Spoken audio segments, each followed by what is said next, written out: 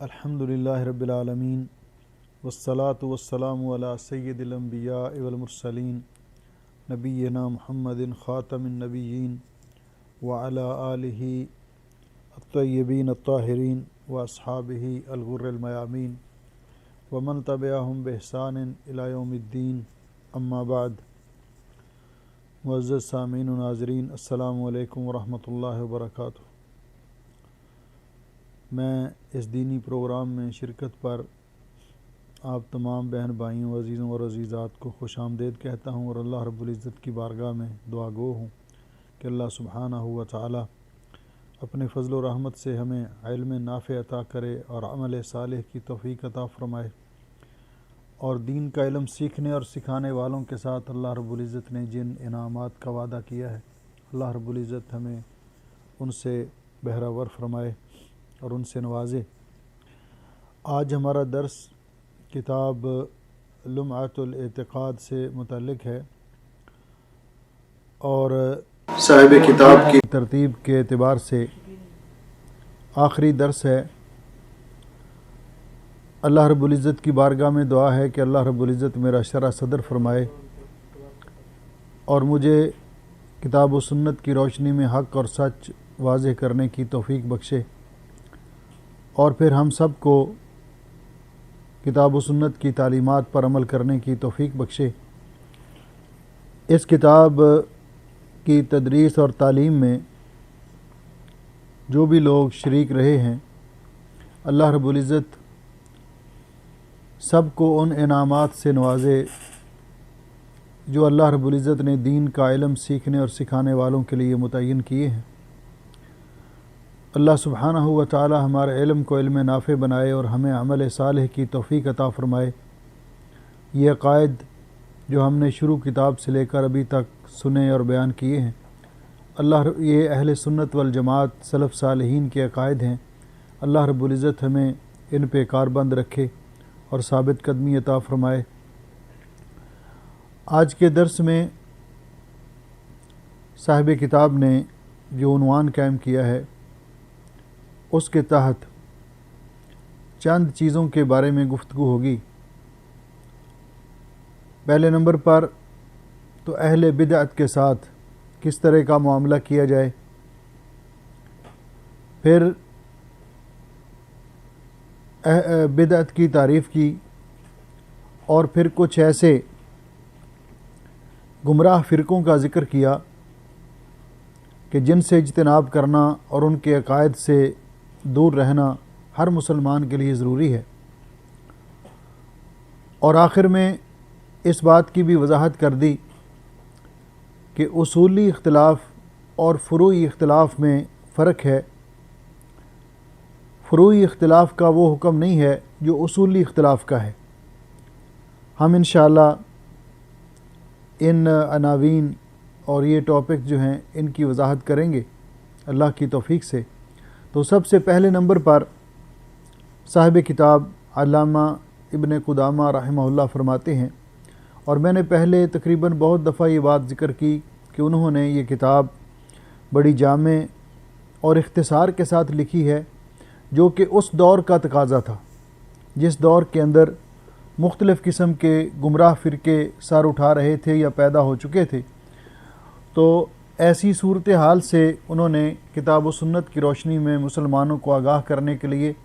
اور صحیح عقائد کی وضاحت کرنے کے لیے ان مسائل پر زور دیا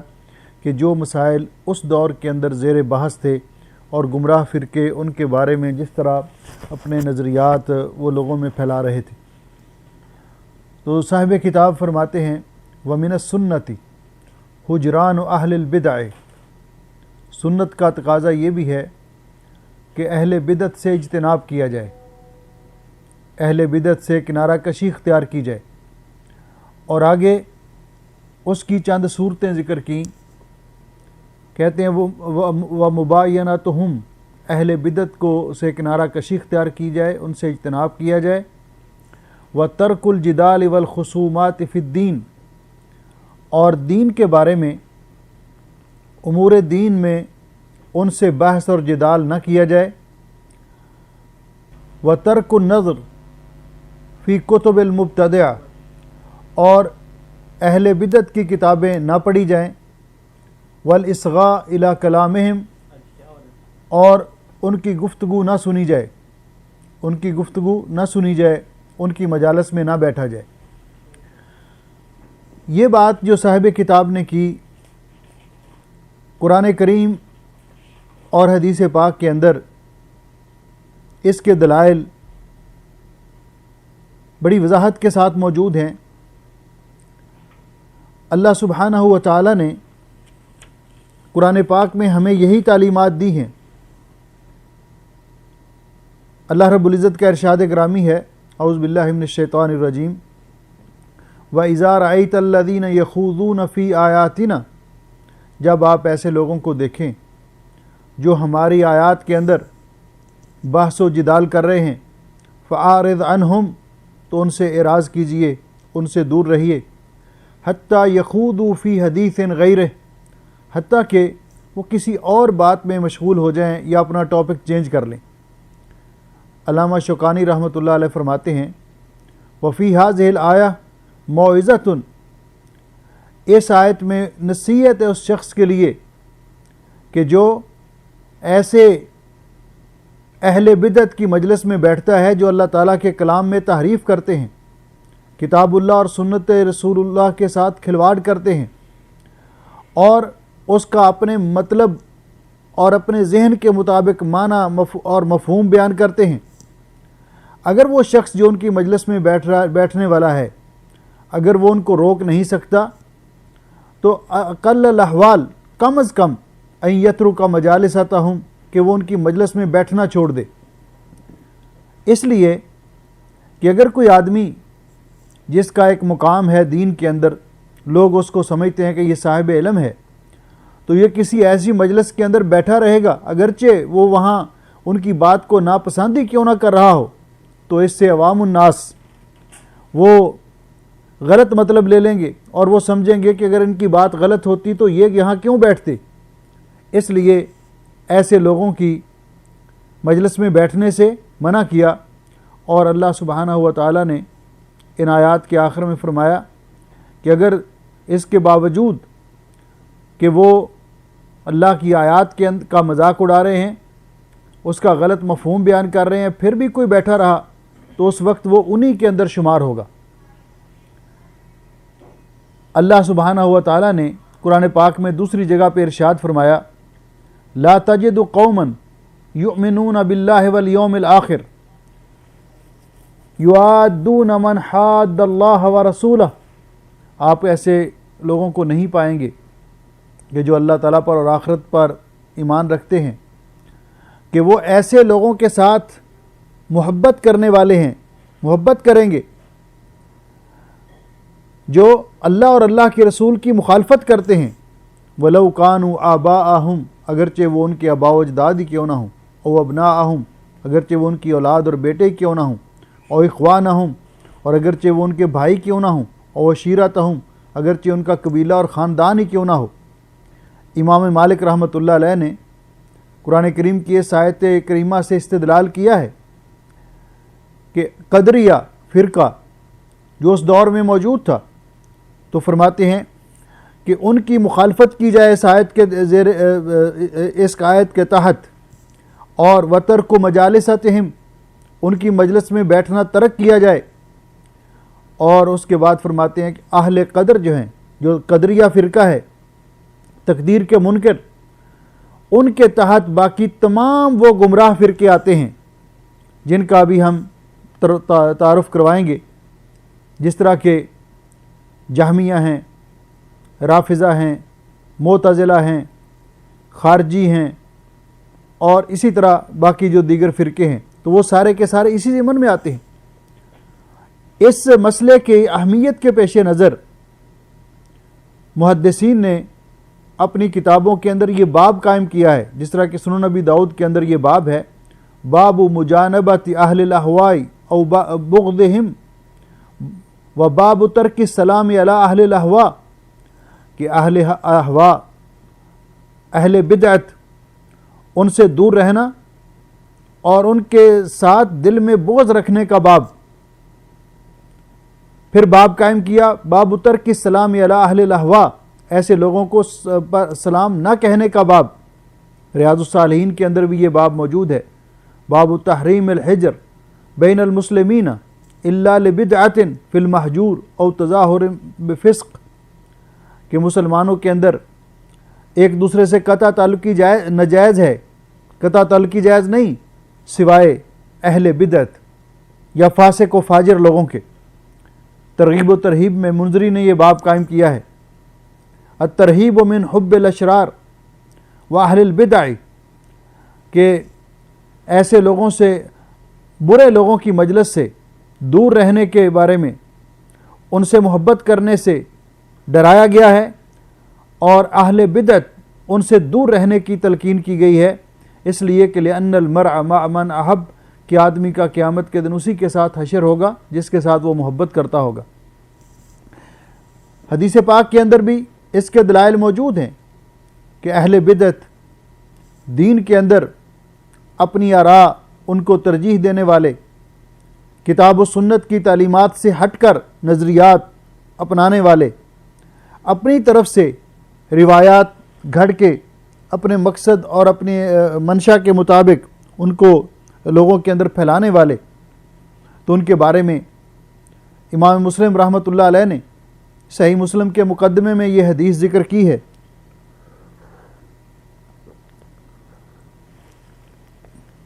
عن ابی ہریرہ رضی اللہ تعالیٰ عنہ،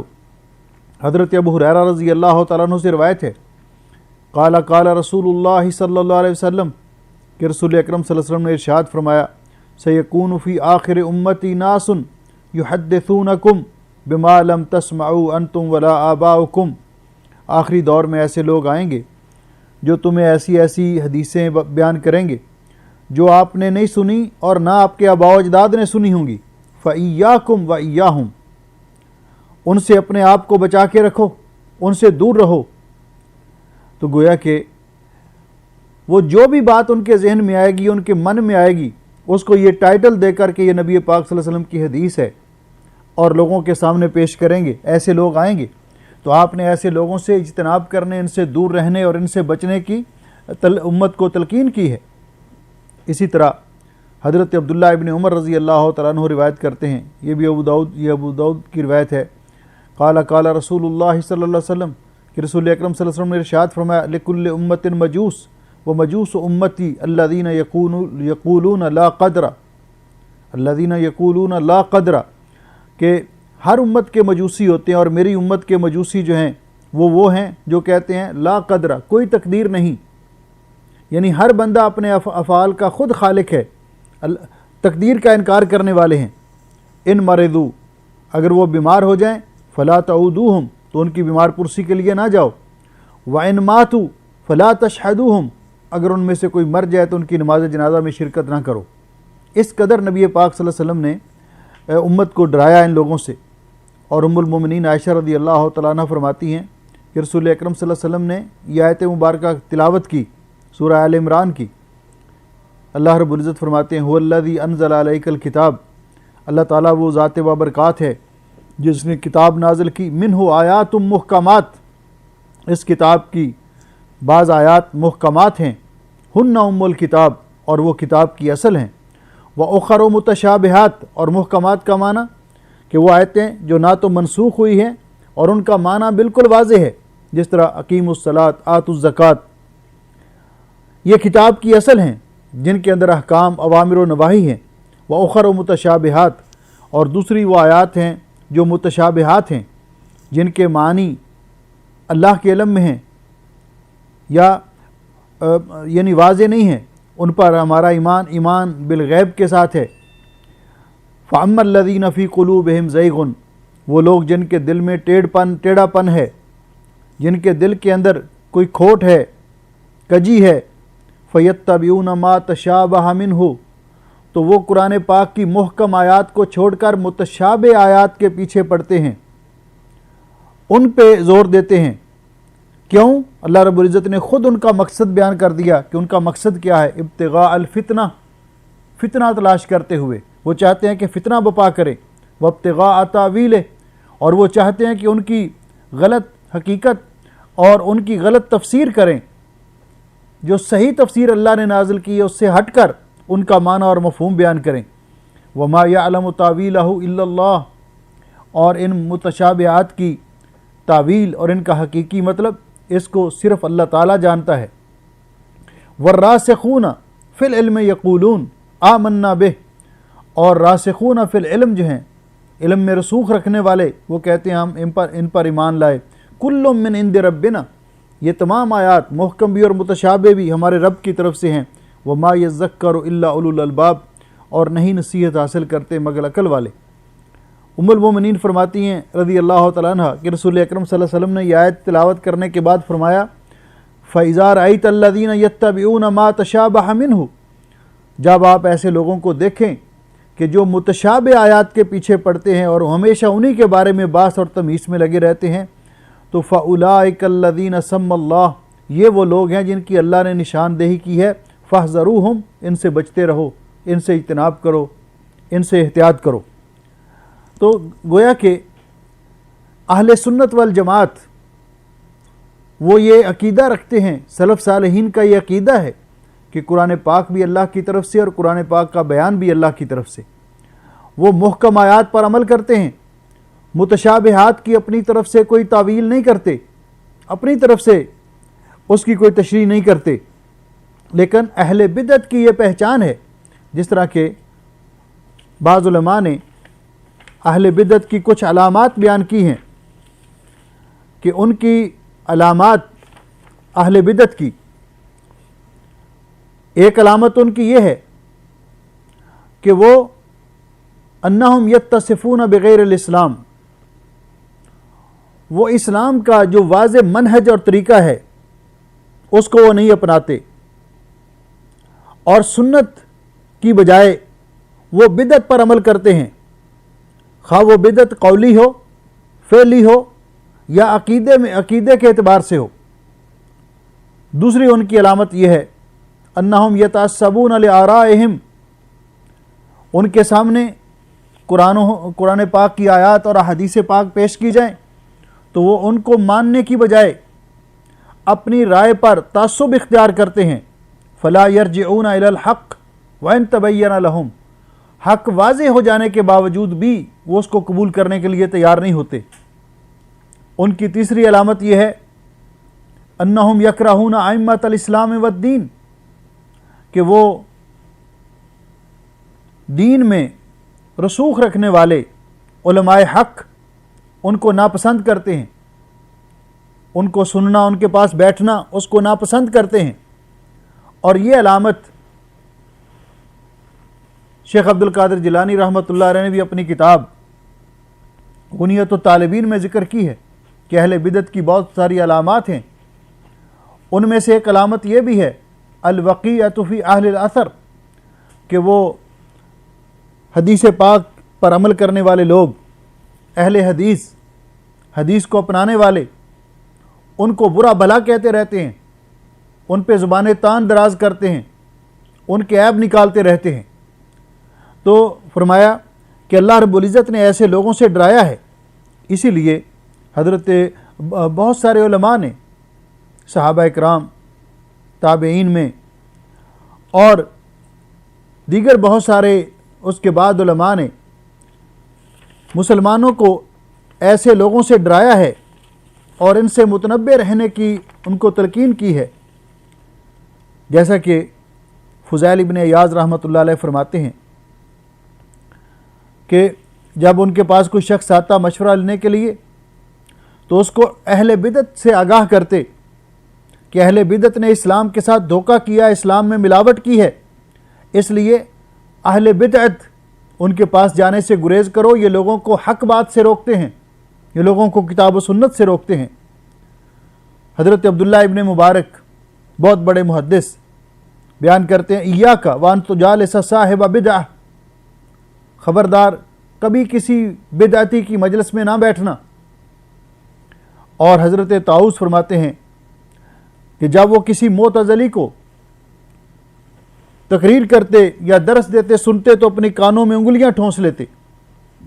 حضرت یحییٰ ابن کثیر فرماتے ہیں اذا لقیت साहिब बिदअतिन फ़ी तरीक़ ख़ुज़ फ़ी गैरिही, जब आप देखें कि अहले बिदअत में से कोई शख्स किसी रास्ते पे आ रहा है तो आप वो रास्ता छोड़कर कोई दूसरा रास्ता इख्तियार कर लें। हज़रत अबू किलाबा बयान करते हैं, फरमाते हैं कि ला तुजालिसु अहलल अहवा, अहले बिदअत की मजलिस में ना बैठो, वला तुजादिलूहुम, और उनके साथ बहस ना करो। फ़इन्नी ला आमानु, मुझे इस बात का खदशा है, अन यग़मिसूकुम फ़ी दलालतिहिम, कि आपके पास इतना इल्म नहीं होगा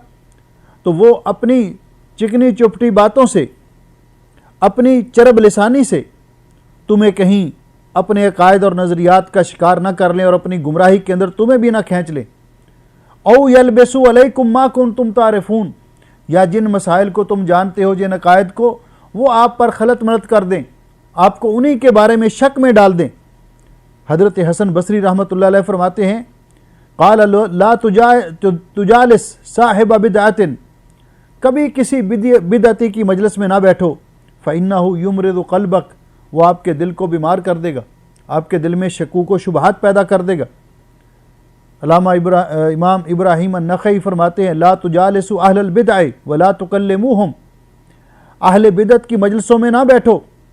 ना उनसे कलाम करो। फ़इन्नी अख़ाफ़ु अन तर्तद्द क़ुलूबुकुम, मुझे डर है कि कहीं वो आपके दिलों को ना फेर दें। हज़रत उमर इब्न ख़त्ताब रज़ी अल्लाह तआला अन्हु रिवायत करते हैं कि नबी अलैहि सलाम ने फरमाया, ला तुजालिसु अहलल क़द्र वला तुफ़ातिहुहुम, अहले कदरिया लोग जो हैं, तकदीर के मुनकर लोग, उनकी मजलिस में ना बैठो और ना उनसे बातचीत में इब्तदा करो। तो ये सारी चीज़ें, ये रिवायत जो है, इसको बाज़ उलमा ने कहा कि इसकी सनद में कलाम है, लेकिन बाज़ उलमा ने इस रिवायत को हसन करार दिया है। तो ये सारी की सारी नसूस बता रही हैं, कुरान पाक की नसूस, अहादीस पाक और सलफ़ सालिहीन के अक़वाल, कि अहले बिदअत,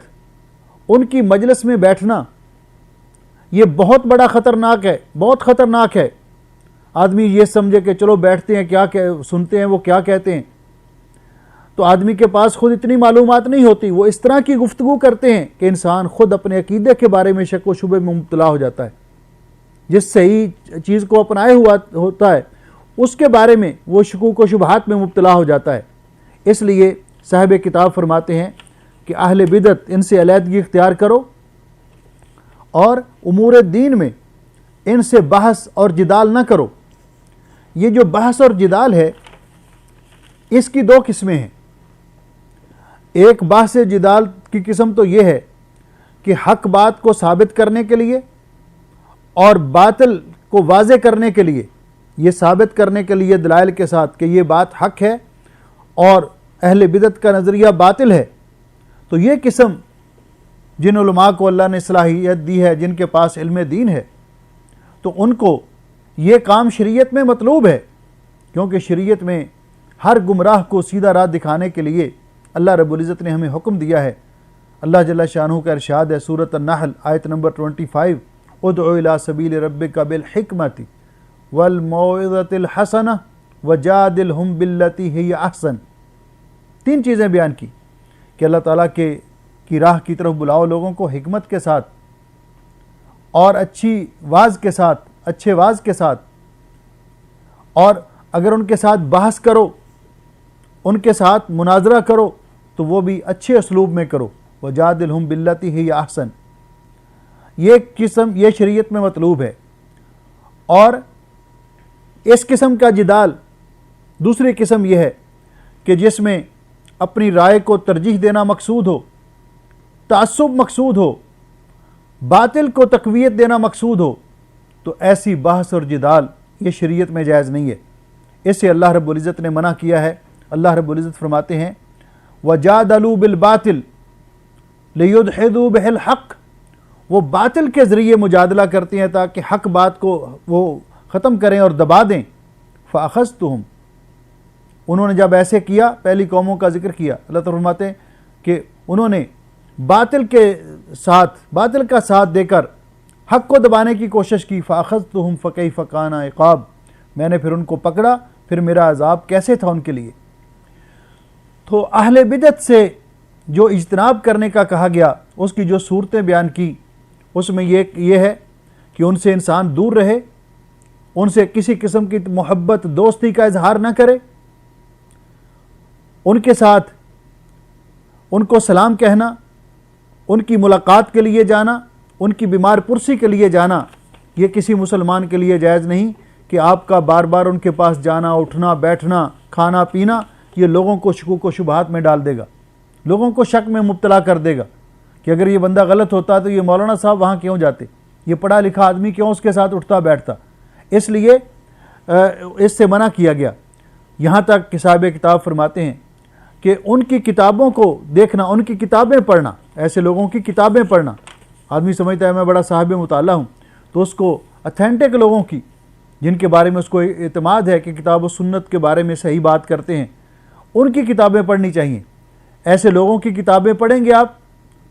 وہ ایسے طریقے سے پیش کریں گے جس طرح آج بھی بہت ٹی وی پہ کئی لوگ آتے ہیں، آج بھی کئی ایسے لوگ ہیں جو لوگوں کو ایسے انداز میں بات کرتے ہیں گھما پھرا کر، چرب لسانی کے ساتھ، کہ اچھا بھلا آدمی جو ہے وہ جو پریشان ہو جاتا ہے، سوچنے پر مجبور ہو جاتا ہے، اور اس کے پیچھے پھر وہ جب لوگوں کو اس طرح وہ اپنے دام میں پھنسا لیتے ہیں تو پھر ان کے اندر جو باطن میں ان کے جو نظریات ہوتے ہیں وہ لوگوں کے اندر ٹھونسنے کی کوشش کرتے ہیں، اسی طرح اپنی کتابوں کے ذریعے بھی۔ تو اس لیے یہ فرماتے ہیں کہ ان کی کتابیں،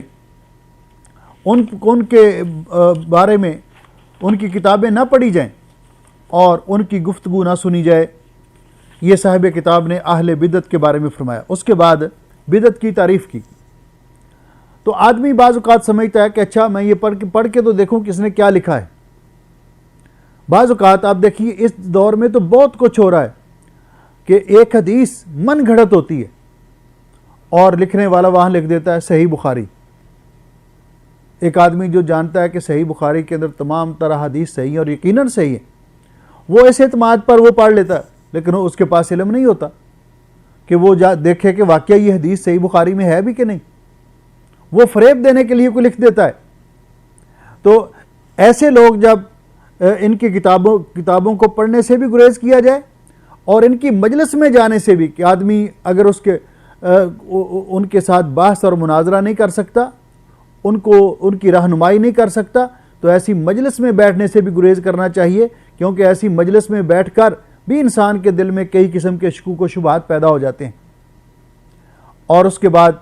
بدعت کی تعریف کی، فرماتے ہیں وَكُلُّ مُحْدَثَةٍ فِي الدِّينِ بِدْعَةٍ۔ بدعت کیا ہے؟ کہ ہر وہ کام جو دین کے اندر نیا ایجاد کیا جائے وہ بدعت ہے۔ اور اس بدعت سے رسول اکرم صلی اللہ علیہ وسلم نے ان کو سنت کے مقابلے میں اس لفظ کو استعمال کیا، بدعت کو۔ رسول اکرم صلی اللہ علیہ وسلم کی سیرت اور سنت کے مقابلے میں نبی پاک صلی اللہ علیہ وسلم ہر خطبے میں ارشاد فرمایا کرتے تھے ان خیر الحدیث کتاب اللہ، سب سے بہتر کلام، سب سے بہتر کلام اللہ کا کلام ہے، کتاب اللہ ہے۔ وخیر الہدی ہدی محمد صلی اللہ علیہ وسلم، اور سب سے بہتر سیرت اور طریقہ حضرت محمد صلی اللہ علیہ وسلم کا طریقہ ہے۔ اور پھر فرمایا وشر الامور محدثاتها، اور سب سے برے کام وہ ہیں جو دین کے اندر نئے ایجاد کر لیے جائیں۔ وکل محدثۃ بدعہ، اور دین کے اندر ہر وہ نیا کام جو ایجاد کر لیا جائے وہ بدعت ہے۔ وکل بدعۃ ضلالہ،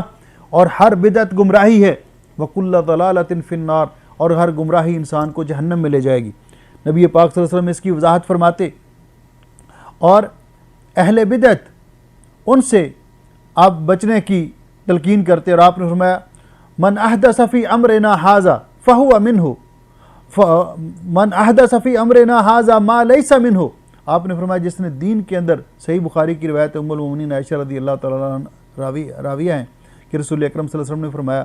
من احدث فی امرنا ھذا ما لیس منہ، جس نے دین کے اندر کوئی نئی چیز ایجاد کی جو دین میں سے نہیں ہے، فہو رد، وہ اللہ کی بارگاہ میں مردود ہے، وہ رد ہے۔ اس لیے اہل بدعت کی تعریف کی۔ پھر چند فرقے ان کا بطور مثال ذکر کیا صاحب کتاب نے، ان میں سے ایک فرقہ ہے الرافضہ۔ رافضہ کون سا فرقہ ہے اور ان کو رافضہ کیوں کہتے ہیں؟ یہ فرقہ وہ ہے جو آج کل اپنے آپ کو شیعہ کہتے ہیں۔ یہ فرقہ جو ہے، ان کے اس کچھ گمراہ عقیدے کے لوگ حضرت زید ابن علی بن حسین ابن علی ابن ابی طالب یعنی حضرت زین العابدین کے بیٹے حضرت زید رضی اللہ تعالیٰ عنہ مجمعین کے پاس آئے اور آ کر انہوں نے ان سے مطالبہ کیا کہ آپ حضرت ابو بکر اور حضرت عمر رضی اللہ تعالیٰ عنہ سے برات اور کا اعلان کر دیں اور ہم آپ کا ساتھ دیں گے۔ تو انہوں نے کہا، جواب دیا کہ میں ان سے محبت رکھتا ہوں اور عقیدت رکھتا ہوں، یعنی حضرت ابو بکر سے بھی اور حضرت عمر سے بھی، اور جو ان سے برات کا اظہار کرتا ہے میں اس سے برات کا اظہار کرتا ہوں۔ تو یہ لوگ وہاں سے یہ جواب دیتے ہوئے اٹھ گئے، اذن نرفضک کہ ہم آپ کا انکار کرتے ہیں، ہم آپ کا ساتھ چھوڑتے ہیں۔ تو یہاں سے رفض کا لفظ لیا گیا جس کا معنی ہے چھوڑنا یا انکار کرنا۔ تو یہ فرقہ جو تھا یہ رافضہ کہلایا کہ جو حضرت زید ابن علی کی حمایت سے دستبردار ہو گئے، تو یہ اس وجہ سے یہ رافضہ کہلائے۔ تو یہ فرقہ جو ہے اس کو اس لیے رافضہ کہا جاتا ہے، ان کو رافضی کہا جاتا ہے۔ دوسرا جو فرقہ ذکر کیا جس کی بطور مثال وہ ہے جہمیہ۔ جہمیہ یہ فرقہ جہم ابن صفوان کی طرف منسوب ہے۔ یہ فرقہ اصل میں اللہ تعالیٰ کی اسماء و صفات کا انکار کرتا ہے، اور ان کا نظریہ ہے کہ انسان تقدیر کوئی چیز نہیں، تقدیر کا بھی منکر ہے کہ انسان مجبور محض ہے، اور ان کا یہ نظریہ ہے کہ جو کبیرہ گناہ کا ارتکاب کرے گا وہ ہمیشہ جہنم میں رہے گا۔ یہ فرقہ جہمیہ۔ پھر انہوں نے خوارج کا ذکر کیا۔ خوارج یہ خارجی فرقہ وہ فرقہ ہے جنہوں نے حضرت علی رضی اللہ تعالیٰ عنہ کے دور میں بغاوت کی، اور حرورہ نامی جگہ پر ان لوگوں نے بغاوت کا اظہار کیا، تو اس لیے ان کو حروری بھی کہتے ہیں۔ تو حضرت علی رضی اللہ تعالیٰ عنہ نے پھر ان کی شورش کو دبایا اور ان کا کلا کما کیا۔ تو ان کا یہ عقیدہ تھا کہ مسلمان حکومت جو مسلمان سربراہ برسر اقتدار آتا ہے اس کی اطاعت سے انکار کرتے تھے۔ یہ فرقہ یہاں سے شروع ہوا کہ جب حضرت علی رضی اللہ تعالیٰ عنہ اور حضرت معاویہ رضی اللہ تعالیٰ عنہ کے درمیان صلح کی بات ہوئی، تو انہوں نے حکم مقرر کیے،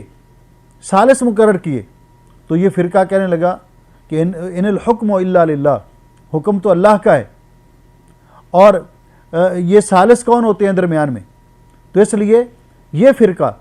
حضرت علی رضی اللہ تعالیٰ عنہ کو بھی اور حضرت معاویہ رضی اللہ تعالیٰ عنہ کو بھی، اور جو حکم تھے ان کو مسلمان ہی تسلیم نہیں کرتا۔ اس لیے حضرت ابن عباس رضی اللہ تعالیٰ عنہ نے اس آیت پر ان کے ساتھ مناظرہ کیا اور ان کو لاجواب کیا، اس کا صحیح مفہوم سمجھایا، لیکن یہ پھر بھی اپنی بات سے باز نہیں آئے۔ تو گویا کہ یہ بھی گمراہ فرقہ ہے جس کے عقائد میں انحراف ہوا۔ پھر ذکر کیا قدریہ۔ قدریہ فرقہ وہ ہے جو تقدیر کا انکار کرنے والا ہے، جس کا ہم شروع میں بھی ذکر کر چکے ہیں کہ ابو معبد الجہنی وہ اس کے مین لوگوں میں سے تھا۔ یہ لوگ کہتے ہیں اللہ کی تقدیر کا انکار کرتے ہیں اور کہتے ہیں کہ بندہ جو ہے اپنے افعال کا خود خالق ہے۔ نبی پاک صلی اللہ علیہ وسلم نے ان لوگوں کو کہا القدریہ تو مجوس و حاضر الامہ، قدریہ یہ تقدیر کے منکر لوگ، قدریہ فرقہ یہ اس امت کے مجوسی ہیں۔ مجوسی کیوں کہا؟ کہ مجوسی جو ہیں وہ دو الہ مانتے ہیں، یعنی ایک خالق خیر اور ایک خالق شر، یعنی وہ ایک کی بجائے دو الہ مانتے ہیں۔ تو یہ جو قدریہ ہیں یہ تو بہت سارے ہر انسان کو کہتے ہیں کہ اپنے افعال کا خالق ہے، حالانکہ اللہ رب العزت قرآن پاک میں فرماتے ہیں کہ اللہ تعالیٰ وہ ذات ہے جس نے خلقکم وما تعملون، جس نے آپ کو بھی پیدا کیا اور آپ کے اعمال کو بھی پیدا کیا۔ تو یہ قدریہ فرقے کا ذکر کیا کہ یہ بھی گمراہ فرقہ ہے۔ پھر مرجیہ فرقے کا ذکر کیا۔ مرجیہ یہ ارجاء سے ہے، ارجاء کا معنی کسی چیز کو مؤخر کرنا۔ مرجیہ فرقہ جو ہے ان کا یہ عقیدہ ہے کہ اگر کوئی ایمان لے آتا ہے تو وہ کوئی بھی گناہ کرے اس کو کوئی نقصان نہیں ہوتا، جس طرح کہ کفر کے ساتھ کوئی نیکی فائدہ نہیں دیتی، اسی طرح ایمان لانے کے بعد کوئی گناہ نقصان نہیں دیتا۔ اور ان کے نزدیک ایمان کی تعریف یہی صرف اتنی ہے، اقرار باللسان و تصدیق بالقلب، زبان سے اقرار کرنا اور دل سے تصدیق کرنا۔ یہ اعمال کو ایمان کا حصہ نہیں سمجھتے اور نہ ہی یہ ایمان میں کمی بیشی کے قائل ہیں، یہ مرجیہ فرقہ ہے، اس کا بھی ذکر کیا۔ جبکہ اللہ رب العزت نے قرآن پاک کی بہت ساری آیات میں اور حدیث پاک میں بھی ہے کہ ایمان نیکی کرنے سے بڑھتا ہے۔ اہل سنت والجماعت کا یہ عقیدہ ہے کہ ایمان کی تعریف جب کرتے ہیں کہ اقرار باللسان و تصدیق بالقلب و عمل بالارکان یزید بالطاعہ و ینقص بالمعصیہ، کہ ایمان جو ہے زبان سے اقرار، دل کی تصدیق اور عمل، اعضاء کے ذریعے عمل کرنے کا نام ہے۔ نیکی کرنے سے ایمان میں اضافہ ہوتا ہے اور گناہ کرنے سے ایمان میں کمی واقع ہوتی ہے۔ پھر انہوں نے معتزلہ فرقہ کا ذکر کیا کہ یہ فرقہ جو تھا یہ واصل ابن عطا اس کے پیروکار تھے۔ ان کا عقیدہ یہ ہے، ایک تو یہ اللہ تعالیٰ کی صفات کے منکر ہیں، دوسرا ان کا عقیدہ یہ ہے کہ جب کوئی انسان کبیرہ گناہ کرتا ہے تو وہ ایمان سے خارج ہو جاتا ہے اور کفر تک نہیں پہنچتا، منزلۃ بین منزلتین، وہ دونوں کے درمیان رہتا ہے۔ اور پھر ان کا یہ بھی عقیدہ ہے کہ کبیرہ گناہ کا ارتکاب کرنے والا ہمیشہ ہمیشہ جہنم میں رہے گا،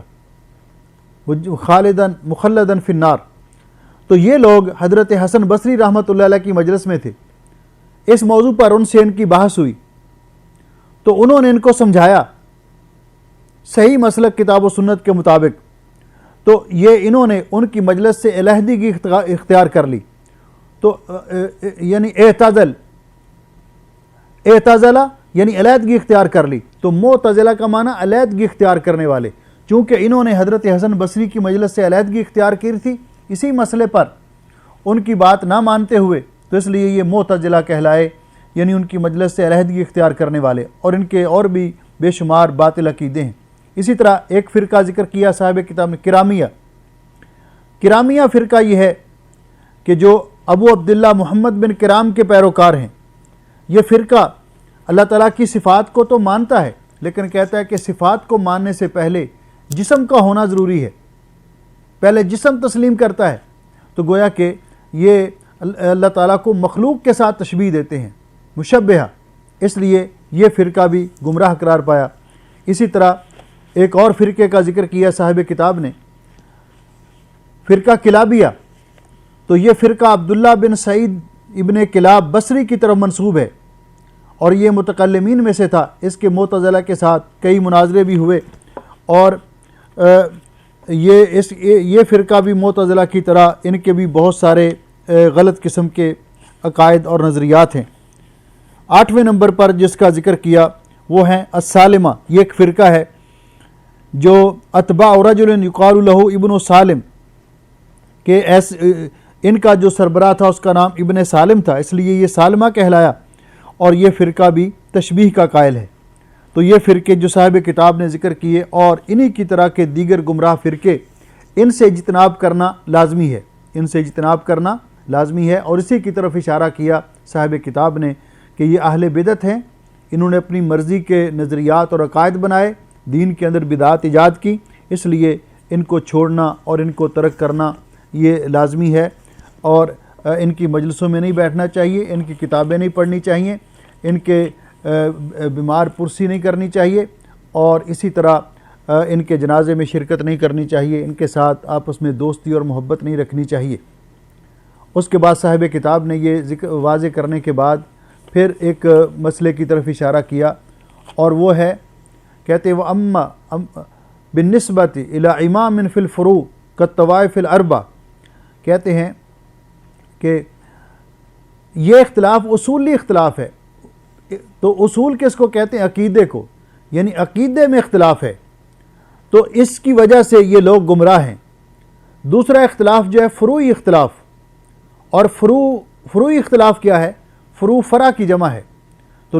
لغت عرب میں فرع کہتے ہیں وہ چیز جس پر دوسری چیز کی بنیاد رکھی جائے۔ تو فرماتے ہیں فروعی مسائل وہ ہیں کہ جن کا تعلق ما لا یتعلق بالعقائد، ما لا یتعلق بالعقائد کا مسائل الطہارۃ والصلاۃ، کہ وہ مسائل جن کا عقیدے کے ساتھ تعلق نہیں بلکہ فروع کے ساتھ، فقہی مسائل کے ساتھ تعلق ہے، جس طرح نماز کے مسائل، طہارت میں مسائل، تو اس میں اگر اختلاف ہوتا ہے اجتہاد کی بنیاد پر، تو اس اختلاف کا حکم وہ نہیں ہے جو اصولی اختلاف کا حکم ہے، جو عقیدے کا اختلاف کا حکم ہے، اس میں جن کا آپس میں اختلاف ہے، اور یہ اختلاف ہونا ناگزیر ہے، یہ ہو جاتا ہے، صحابہ کرام میں بھی تھا، اس لیے ایسے اختلاف میں جس کی بات صحیح ہو اس کو قبول کر لیا جائے، اور ٹوٹلی طور پر کسی کو گمراہ کہنا اور یہ کہنا گمراہ فرقوں میں شمار کرنا یہ درست نہیں ہے۔ یہ معنی ہے کہ جو فروعی اختلاف ہے وہ جو اصولی اختلاف کی طرح نہیں۔ مثال کے طور پر کہ ایسا اختلاف کہ جس کے اندر کوئی تعصب نہ ہو، نیت خالص ہو، آدمی کوشش کر کے محنت کر کے سمجھتا ہے کہ یہ مسئلہ حق ہے، میری تحقیق کے مطابق، اور عمل کرتا ہے، اور جب اس کو صحیح بات کا پتہ چل جاتا ہے پھر اس کو تسلیم کر لیتا ہے۔